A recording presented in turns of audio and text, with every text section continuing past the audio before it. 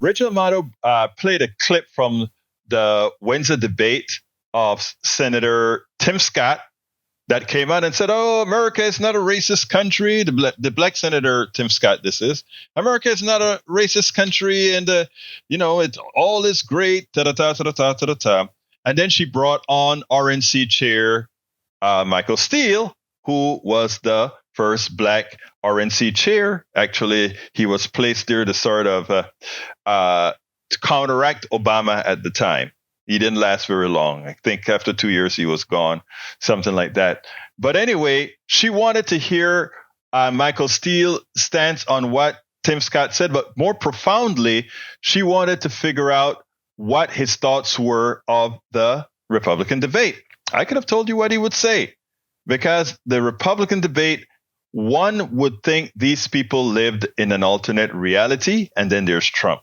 And of course, Trump himself lived in yet another alternate reality, and it was just a mess. But I think Michael Steele perfectly illustrated the problem with the Republican Party. Check this out, then we'll take it on the other side. America has suffered because of slavery, but we've overcome that. We are the greatest nation on earth because we faced our demons in the mirror and made a decision. Our nation continues to go in the right direction. It's why I can say I have been discriminated against, but America is not a racist country. Never, ever doubt who we are. We are the greatest country on God's green earth. Former RNC Chairman Michael Steele. Tell me why that moment spoke to you from the debate tonight. It didn't. It was a load of crock. Black man sitting up there talking about there's no racism, there's no discrimination. So discrimination, no racism.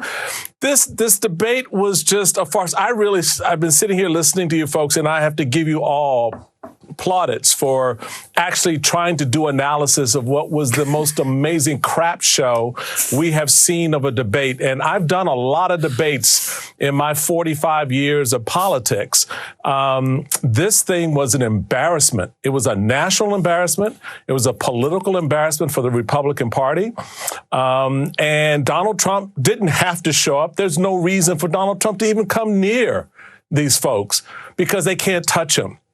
He'll be at 60% in 2 weeks, sure. Mm-hmm. There's no doubt about it. And the reality, when you have a candidate who can't talk about slavery, when you have two candidates arguing over curtains, when you've got another candidate sitting there saying, yeah, Putin's a bad guy, but I still love him, where do you go? You're standing in political hallowed ground at the Reagan Library.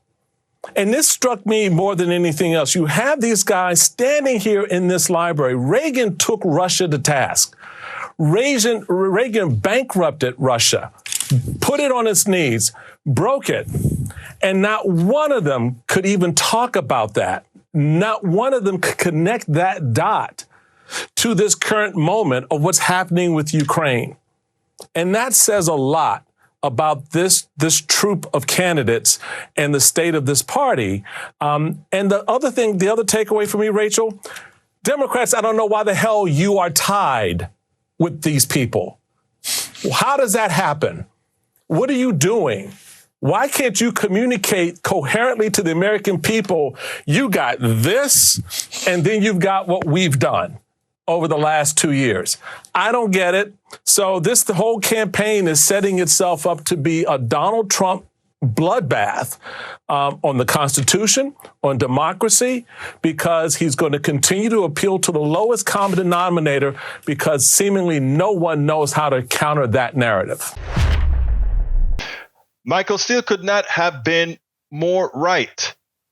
For all practical purposes, the Republican primary is over, and it's over with Trump winning in a landslide. And Trump intends to have, as Michael said, a bloodbath. It's going to be who could get to the bottom of the pail quicker to determine who's going to win the election of 2024 if we allow him to do it. What needs to be done, of course, is quite a bit different. What we need to do is fight with all cylinders flowing. For a change, the Democrats need to leave what they are normally used to use, which is ivory tower consultants, and they now need to go into the communities effective now. They need to go to the social media influencers effective now. They need to go to the independent progressive bloggers and news stations effective now. If they have any inklings of what Republicans have done over the last several years to actually effect their brand and allow the cauterization of their beliefs into the minds of people, that's what they've done. They've infiltrated every aspect of your life. The progressive consultants out there in their ivory towers in Washington think they can throw a few commercials on air, a few ads on air, a few radio programs, a few ads in a newspaper or whatever, and think they're going to make a difference. That's not how it's done. Michael Steele, you nailed it on the Republican debate. One hopes that Democrats would look at things in such a manner differently than they did before, because you know what? They're going to need to. We spend a lot of time deconstructing the news, trying to parse it into a form that everybody can understand. We try to find those little nitpicks where it flies above the fray, etc.